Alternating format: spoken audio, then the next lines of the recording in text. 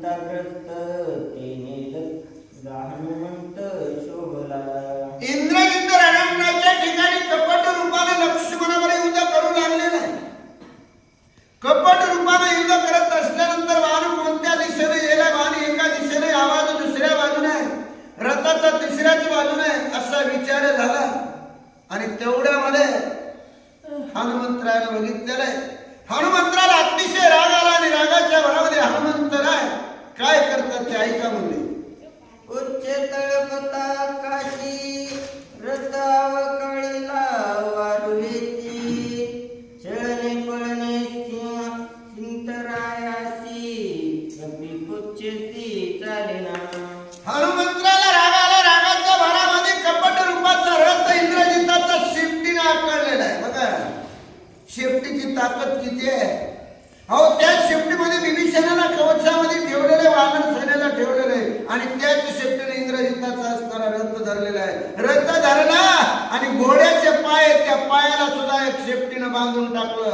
इंद्रजिताच्या रथाला हालचाल करता येणार अशी अवस्था हनुमंतराने आपल्या शेपटीनं रणांगणाच्या ठिकाणी मेघाच्या आड लपलेला इंद्रजित त्या रथाची अवस्था केलेली आहे. अति गुप्तत्वे गगनांत विद्युत प्राय जो तळपे रथ तो पुच्छाग्रे बांधून हनुमंत केला विवेक्त संग्रामी. रणांगणाच्या ठिकाणी अतिशय चपळ अशा प्रकारचा रथ, जशा प्रकारची वीज चमकावं, घडीत या दिशेला चमकते, घडीत त्या दिशेला, त्या विजेला किती चपळत असते आणि तितक्या पद्धतीचा इंद्रजिताचा रथ चपळ होता म्हणले.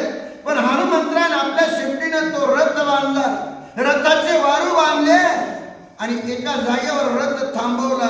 अशा प्रकारची अवस्था झाल्याबरोबर इंद्रजित चिंतेमध्ये पडलेला आहे.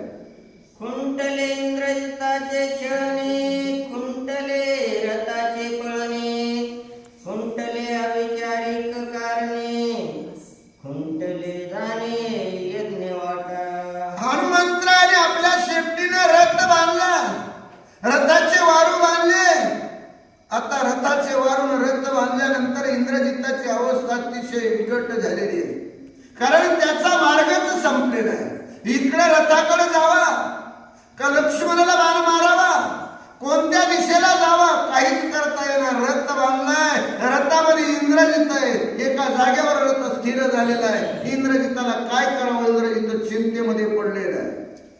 खुंटले दशमुख देखणे, खुंटले लंके माझे जाणे, खुंटले जीविते दिने ऐसे कारणे कपिपुच्छे. इंद्रजित मनामध्ये पश्चाताप करू लागलेला आहे. रणांगणाच्या ठिकाणी माझा रथ हनुमंतराच्या शेपटीने बांधून टाकलेला आहे आणि रथ बांधल्यामुळे आता मी वाचत नाहीये. लक्ष्मणाचा विचार जवळशी आहे. लक्ष्मणाचा बाण लागल्यानंतर माझी अवस्था काय होणार आहे. मला आता राजा रावणाचे 10 मुख बघायला भेटतील का, नाही भेटणार. मला लंकेत जाता येणार नाही का, नाही जाता येणार. कारण या रथालाच ज्या हनुमंतराच्या शेपटीनं बांधले, माझी जाणे येण्याची गती थांबलेली आहे. आता माझं काही खरं नाही. इंद्रजित मनामध्ये पश्चाताप करू लागले.